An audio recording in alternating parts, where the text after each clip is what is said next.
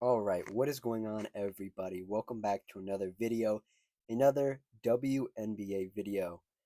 All-Star Weekend just happened. There were a lot of fun moments, a lot of fun festivities. The whole weekend was great. As somebody who's been watching the WNBA for almost 10 years now, this is one of the best All-Star weekends in a while, especially in a new city that isn't a repeat city. They've had it in Vegas a couple times, they've had it in Phoenix a couple times, and this was, to my knowledge, at least the first time it's been in Indiana in this capacity. It was great, but there is some serious stuff we need to talk about, and I want to talk about it all in this video. So the other video you guys are gonna get, or already got, because I'm pre-recording this, um, will be all the fun stuff about All Star Weekend, and we can giggle and laugh and talk about how great the weekend was. This is serious stuff. This is about the CBA negotiations, the collective bargaining agreement negotiations that are going on and went on throughout All Star Weekend with the league and the WNPBA. I believe, yeah, that's how you say it. So we're gonna talk about that. If you like what I say, like the video. If you have any opinions, comment it down below. If you just like the vibes, consider subscribing. So, as you can see in front of you, this graphic was made by Front Office Sports, by the way. I just want to shout them out because it is a cool graphic, it is a good graphic, and it says women's sports is big business. And this is a hot topic. This is a contentious topic. I feel like I'm talking politics and I have to choose my words very carefully. And the beginning of this, I want to say, as I always used to say, was where do I get my credentials to talk about the WNBA and talk about collective bargaining stuff and um all this TV deal, and they want more equity or more money, the players do, from the uh the business boom of the WNBA over the past 2 3 years. My my expertise comes from watching basketball as a whole for 10 12 years now, watching the WNBA for almost 10 years, and being around and being and knowing who's actually in these positions, with the Players Association and the NBA and the WNBA and all this stuff, and knowing what it's like to go through collective bargaining stuff in the NBA, um, and how sometimes players don't know exactly what they want, and players are naive, and players are smart, but also maybe, and it's not a bad thing, dreaming too big. And my expertise is simply just being around the game enough. And I think if somebody would try to broach this topic, maybe they have only been watching league for 2 3 years. I've heard all the narratives. I've heard everything about the WNBA at this point. That it's too progressive of a league. It's um the commissioner doesn't know what she's doing. The commissioner before her didn't know what she was doing. The one before her didn't know what she was doing.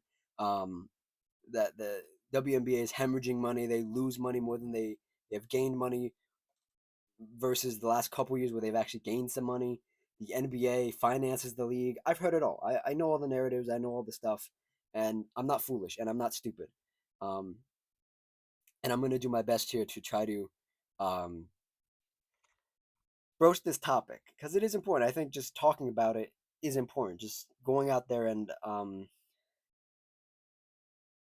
speaking my mind and just getting the topic out there, because it is a topic, it is a contentious topic, but I feel on this channel I could talk about almost anything basketball. So yeah, I'm gonna do my best here, and I have collected a bunch of um what's it called?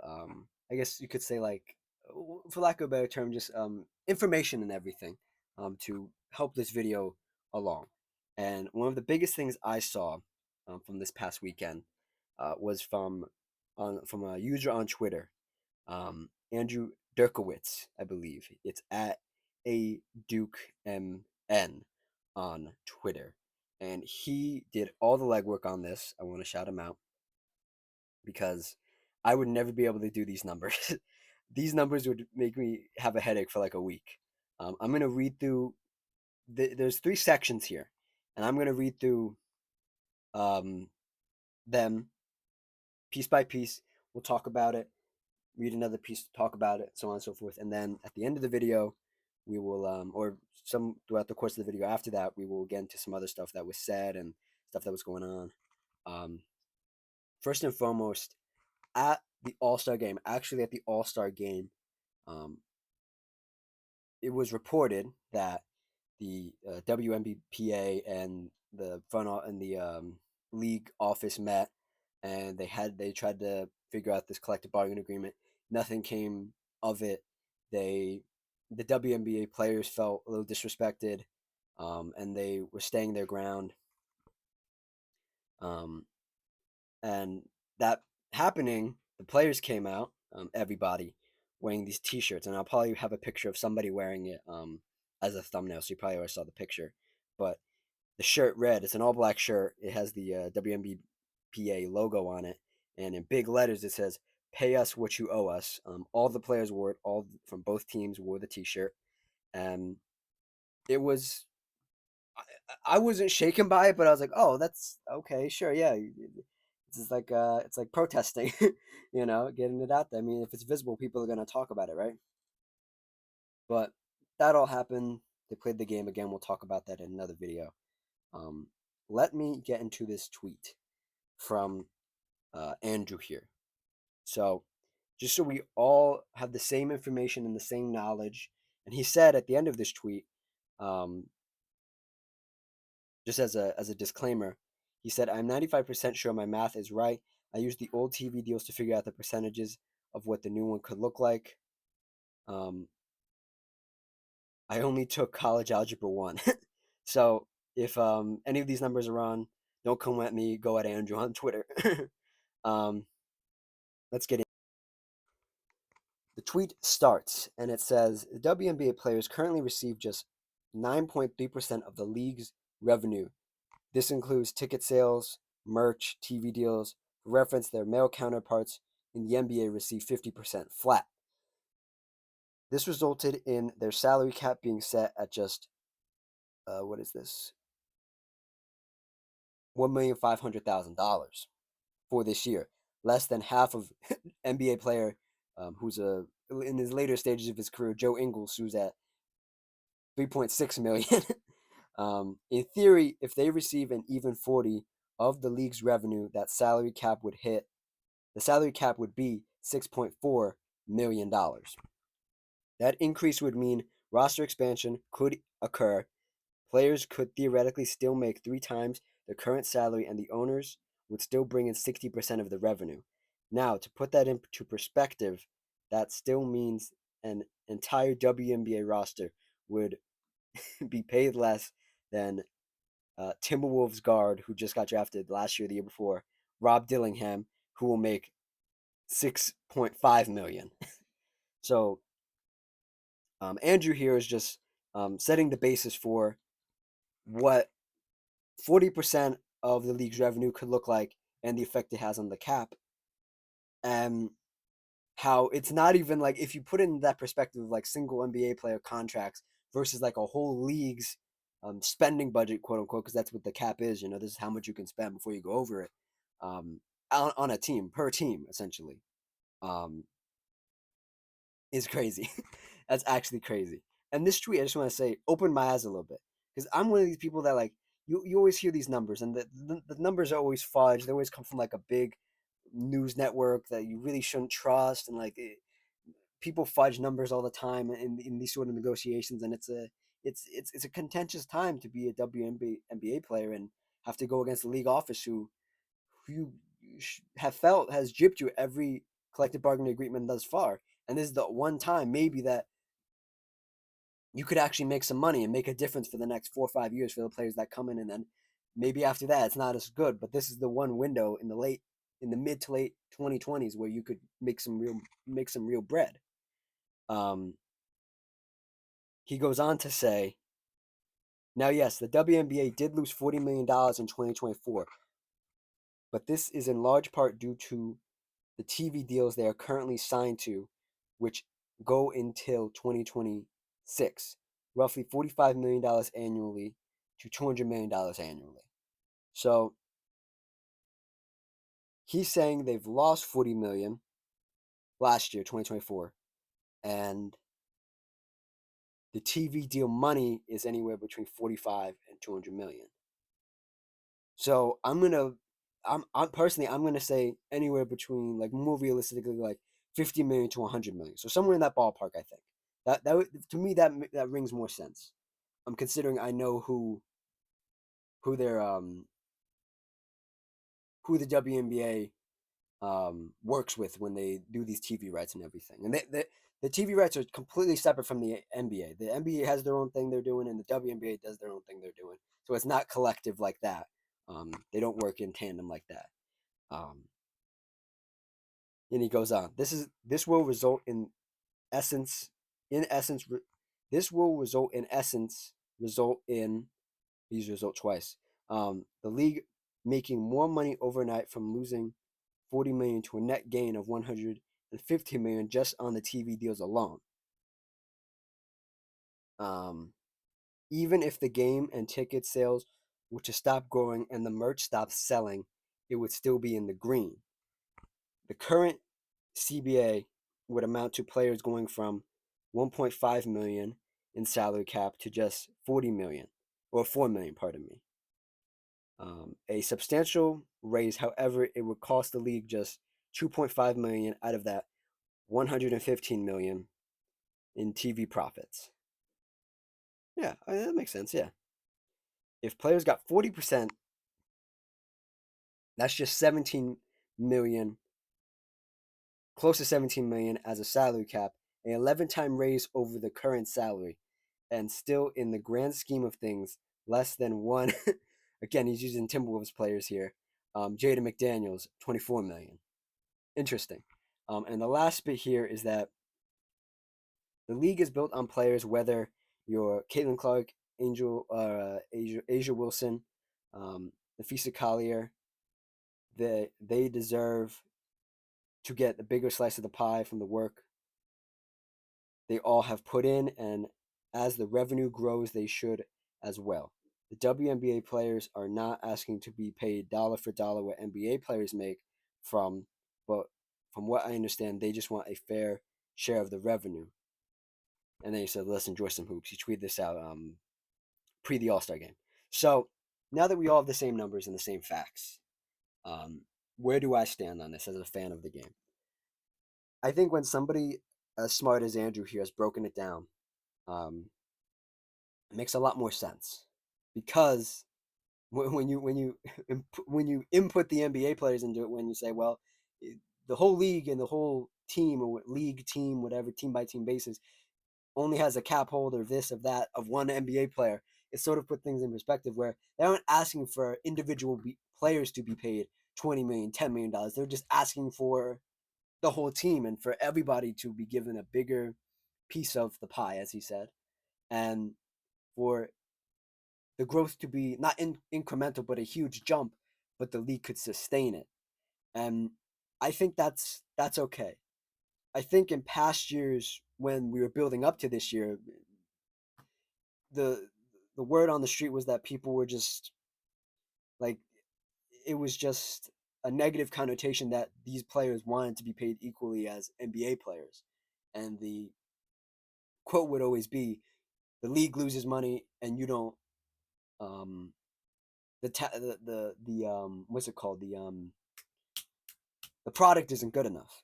Well, now the product's good enough. The league still loses money. Let's not dance around the fact that the league does lose money, right? But you can still operate at a loss and still pay the players, and you hope, you cross your fingers that that some of these number figures are correct and you could potentially grow even bigger. And I think as a fan, either, well, I'll say this. Let me say this. The WNBA bubble is about to pop, or it has popped, in the sense of, like, a lot of these players, older players, like 30s, something like that, anybody like 30 plus, 28 plus, before this recent draft class with Caitlin Clark, Angel Reese, all these girls, Cameron Brink, came in, the league wasn't as popular, and that's a fact. Once these girls came in, once these women came in from college, Paige Beckers this past year as well, you saw this huge jump in fans in the stands, in jerseys, in just people talking about it, whether it be um, on Twitter, Instagram, Reddit, Threads, whatever platform you use, Blue Sky, whatever you use, you see an increase in this. But a lot of these players that were from the layovers from the older ways aren't used to this much attention. They aren't used to this much um, actual fans. And when I say actual fans, I mean like rabid, like crazy fans that just say anything. And that's just America sports media at this point, is people just saying stuff, wild stuff, just to say it. Um, there is some truth in every joke. I believe there is some truth. In every poke at this league, there is some truth. And Sue Bird was on, I think it was, she was on her own podcast. Oh, what was it? It was Cam Brink's podcast, and she said it's great that people are talking about us and making fun of us, or making fun of like the stuff that's going on within the league, because they're not laughing at us anymore. They're laughing with us, and we can all laugh at it. And Sue Bird's one of those people who just retired a couple years ago, who has this different perspective on now that she's not a player, and she sees it from that perspective where like, hey, there was a time where everybody was laughing at us. Now people are laughing with us. There are inside jokes within the league, within the fan bases. There's great stuff going on. I think that's a positive thing. And to round it back to the CBA stuff and all this, I it's tough for me to say. I'm never against people getting paid what they deserve, or teams getting a bump in their spending budget, so to speak. I mean, keep using that word spending budget because cap is sort of like a complicated term that like some people want to, but spending budget, you know, where like you go to the grocery store, you have $200 to buy like a week's worth of groceries, 2 weeks worth of groceries, right? You can decide what you want to spend that money on, what products you want, what products you don't want, what players you want, what players you don't want, and for certain players and certain products, you're going to pay more for it because you like the product, you believe in the product, versus other things where you're like, I can skimp out on this, I don't need to spend that much money on it, like some random stuff. And not to compare players to like products, but you are the product. And as somebody who's watched the game for a long time, I think the product is so much better. And we'll talk about all the fun stuff in the other video. Um, it's already out; you can check it out. But I, I think what people also get turned off from this stuff is that, again, I don't mean any disrespect when I say this. In Players don't know what they know, and players oftentimes out of touch. And I'm talking about in every league, almost every league, players out of touch. Players don't know what they want. Because there's a group of them, and they come from all different walks of life. They come from all different backgrounds. You can fight for a similar cause with different means, and I think the people at the helm of this, of the WNBPA, I'm gonna list them here for you so everybody knows. Um, See if I can find any of them in the picture. Yeah, so Neka Gumake, number 9 in the picture in front of you. Kelsey Plum, is Kelsey Plum in this picture? Plum's on the right, right at the end of business. Um, Elizabeth Williams, she's not in this picture. Brianna Turner, not in the picture. Um, I should say this. Neka Gumake, president. Kelsey Plum, first vice president. Elizabeth Williams, secretary. Brianna Turner, treasurer. Alicia Clark, not in this picture. Vice president. Vice President Nafisi Collier, right next to NECA number 3. And then Brianna Stewart in the back, right here at the top of your screen. So just so we know who everybody is. Um, People sometimes, as many times in life as well, um, answer questions wrong or not in the most politically correct way. And I'm guilty of this as well. I just say shit sometimes just to get my point across. But this was at WNBA All Star Game media availability. This is before the game, and um, Elisa Thomas said in a quote, "At the end of the day, we're just here trying to do our jobs. They don't have people coming at them to their jobs saying these nasty things." Elisa Thomas speaks on the fan culture in the WNBA. Um, Newsflash, and this is what I talk about when players are out of touch. People at work get yelled at all the time. People at work probably don't get said nasty thing. Probably don't get said nasty things to their face unless you work in like customer service or like um, the food industry or whatever. Stuff gets said behind people's backs and stuff. Is that like players don't think like players have never had a right. This is the other thing. Most players have never had a regular freaking job. They've never had a regular job in their fucking life. They've got to play basketball for their whole entire life. And they don't understand the fact that what normal people go through on an everyday basis is what happens to you. Granted, on a way bigger scale, but like just to say something like this, like people coming to their jobs saying these nasty things, people come and do other people's jobs as a customer, as a coworker, as a boss. The latter two shouldn't happen, but it does, and say nasty stuff all the time. This is the stuff that like players need to be more media trained in the sense of like I love the candidness, I love the the the, the no bullshit answers from these players because the NBA tries to do it all the time. They try to push these like raw, real, relatable athletes like Anthony Edwards, um, Steph Curry. They push these athletes, right? The WNBA needs to understand that you need to think like maybe 3 times before you say something because you are such under a microscope. And I'm not gonna dissect every word that comes out of every WNBA player's mouth. But saying this at All Star Weekend, saying this at like is almost ignorant to the fact that like everyday people get shit said about them all the time at work by customers, by if you're a waiter or waitress, you get shit gets said to you all the time. You know, if you're a chef, if you're a cook, whatever, nasty shit gets said to you all the time. If you work in any type of product distribution or product making something, you get shit said to you all the time. And this is stuff that turns people off, and they're like, "No, these women shouldn't get paid," you know. And I get you're speaking your mind, but it's completely false. It's completely wrong, and it's just kind of crazy to me that like that's like what she said, and I read it verbatim. I did not say anything um, out of turn there. Let's see here. What else do I have? Um, there was something else. Oh yes. So this was after the game.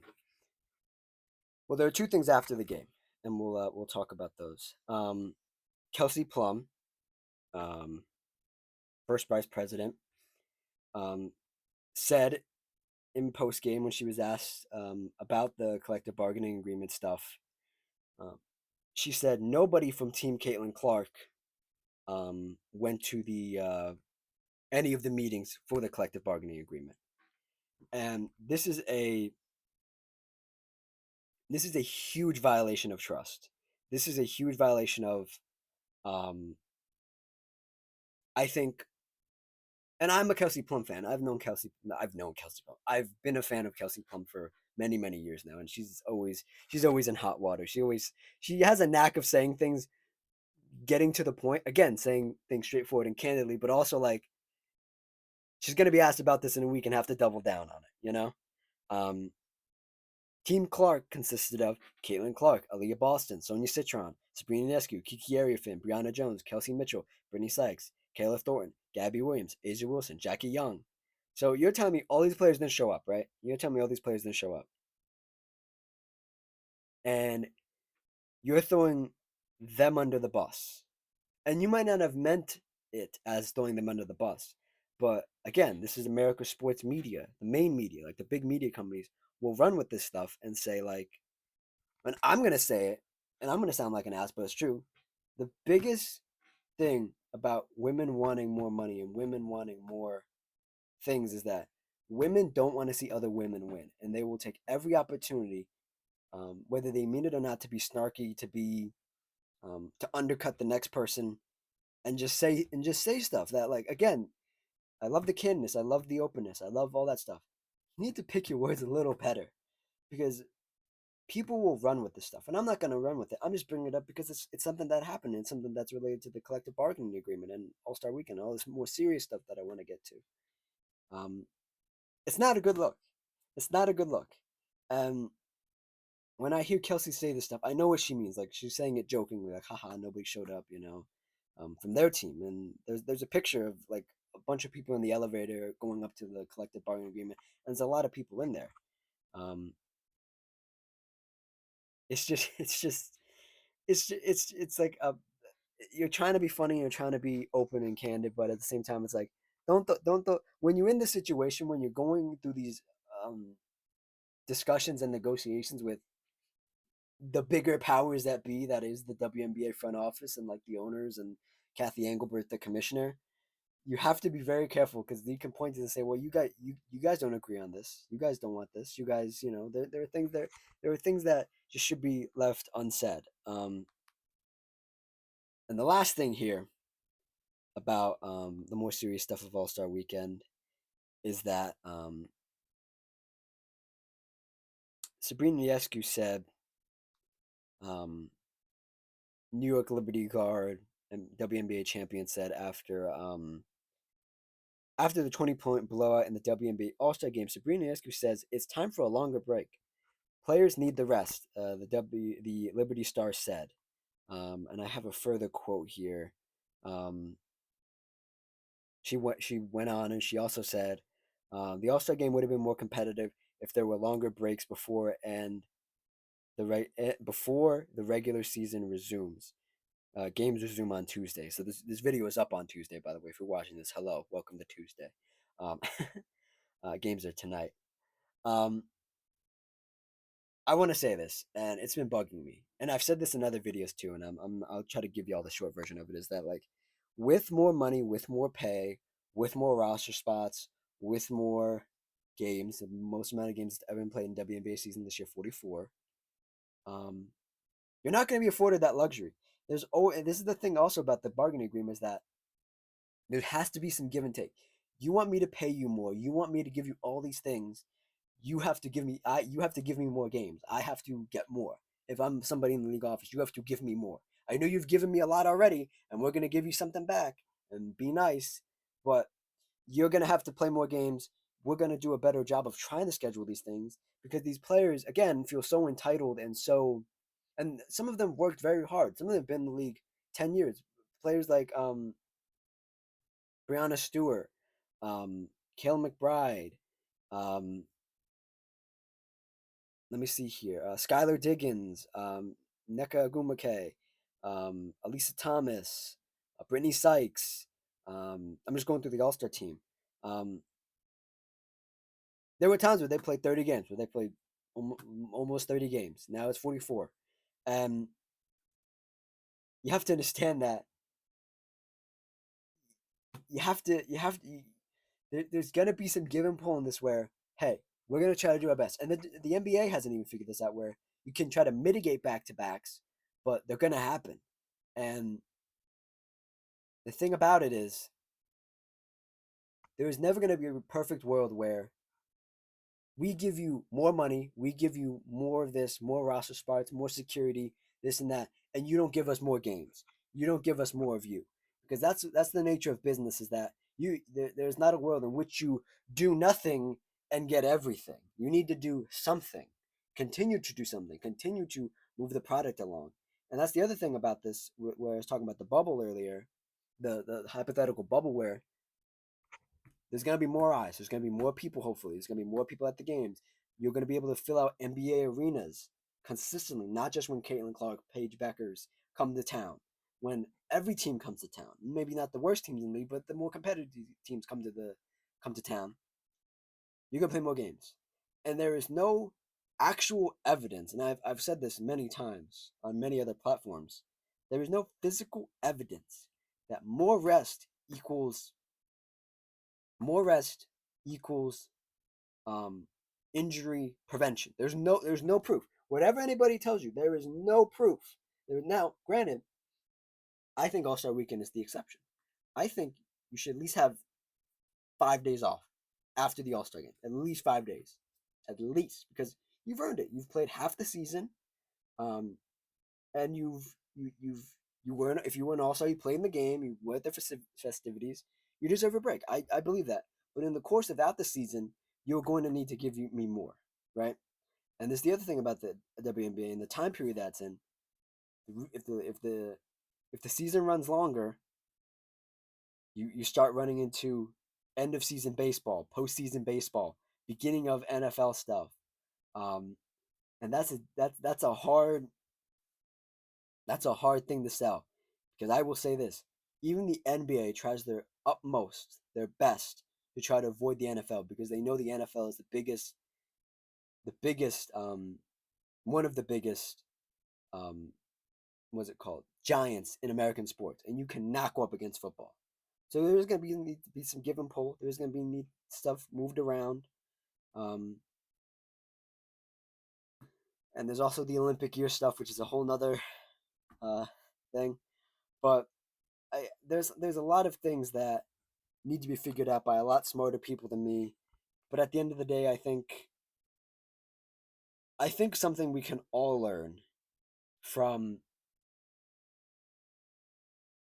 some of these younger players, and I'm gonna give credit to two of these players in Caitlin Clark and Paige Beckers, is that sometimes the best thing you can do is to keep your mouth shut and just let things figure it out. And then when you need to be there, because Caitlin Clark was at a lot of these meetings, um, supposedly not the big one, but um,